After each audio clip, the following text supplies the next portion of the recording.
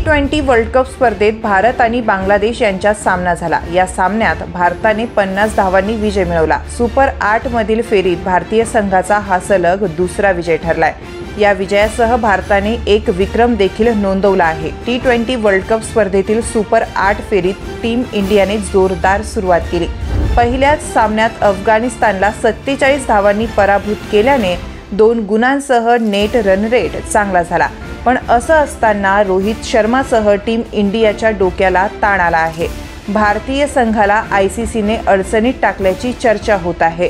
आयसीसीवर केल्या जाणाऱ्या आरोपांमध्ये किती तथ्य आहे जाणून घेऊयात। आयसीसीने सुपर 8 फेरीतील टीम इंडियाचे सामने वेगवेगळ्या ठिकाणी ठेवले आहेत। यात प्रत्येक सामन्यात फक्त एका दिवसाचं अंतर आहे। भारताने पहिला सामना बारबोडासमध्ये खेळवला।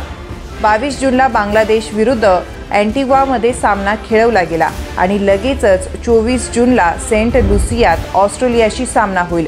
यामुळे टीम इंडियाला सराव करण्याची संधी मिळणार नाही, तर दुसऱ्या उपांत्य फेरीचा सामना 27 जूनला खेळावा लागेल। तसेच 29 जूनला अंतिम फेरीचा सामना आहे। त्यामुळे या दोन्ही महत्त्वाच्या सामन्यात फक्त एक दिवसाचं अंतर आहे। त्यामुळे भारतीय संघाची चांगलीच दमछाक होणार आहे। आयसीसीने आखलेल्या या वेळापत्रकामागे पैसे कमवण्यासाठीची नीती आहे असा आरोप क्रिकेट प्रेमी करत आहे। भारतीय क्रिकेट प्रेमींची व्ह्यूअरशिप लक्षात घेता असा निर्णय घेतल्याचंही बोललं जात आहे। भारतात क्रिकेट मॅच आवडीने पाहिले जाते, त्यामुळे भारतीय वेळेनुसार स्पर्धेची 8 वाजताची प्राईम वेळ आखण्यात आयसीसीने भर दिल्याचं कळतंय।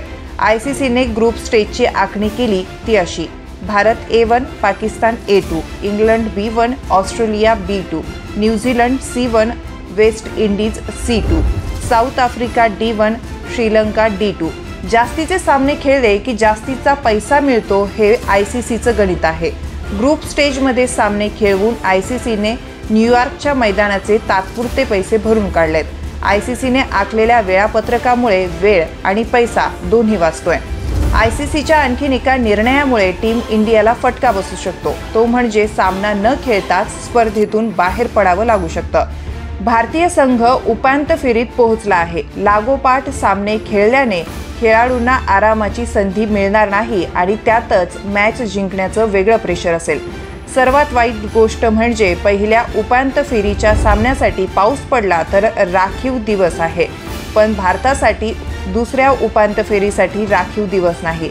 त्यामुळे टीम इंडियाची धाकधूक वाढली आहे, कारण या दिवशी पावसाची दाट शक्यता आहे। पावसामुळे उपांत्य फेरीचा सामना झाला नाही तर टीम इंडियाला बाहेर पडावं लागू शकतं। त्यामुळे टीम इंडियावर सुपर 8 फेरीतील तिन्ही सामने जिंकण्याचा दबाव आहे, कारण क्रमवारीत टॉपला राहिला आणि पावसामुळे सामना रद्द झाला तर अंतिम फेरीचं तिकीट मिळेल, पण क्रमवारीत दुसऱ्या स्थानावर राहिला तर मात्र सामना न खेळताच बाहेर पडावं लागेल। त्यामुळे भारतीय संघाला विजय मिळणार का की जेतेपदाचं स्वप्नच राहणार, या गोष्टी आता जरतरवर अवलंबून आहेत।